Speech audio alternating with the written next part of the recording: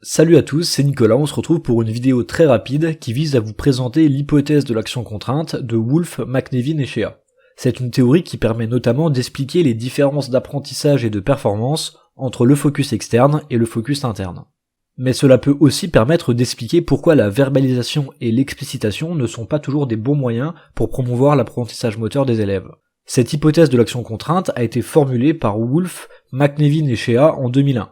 Cette théorie suppose que lorsque les sujets focalisent leur attention sur leurs mouvements, c'est-à-dire lorsqu'ils utilisent une focalisation interne, ils vont alors tenter consciemment d'intervenir dans les processus du contrôle de leur motricité. Ce contrôle conscient perturbe de manière involontaire les processus automatiques du contrôle moteur et conduit ainsi à une dégradation des performances et de l'apprentissage.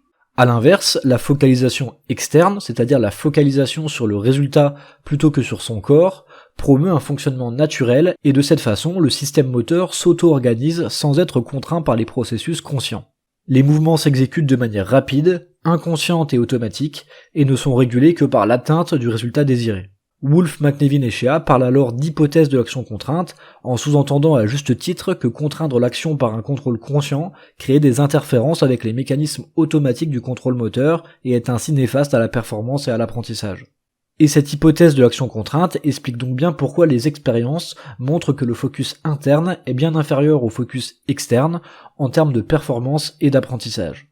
Parallèlement, cette hypothèse de l'action contrainte explique également pourquoi la verbalisation n'est pas toujours bénéfique aux élèves en termes d'apprentissage moteur, puisque la verbalisation suppose un effort de conscientisation.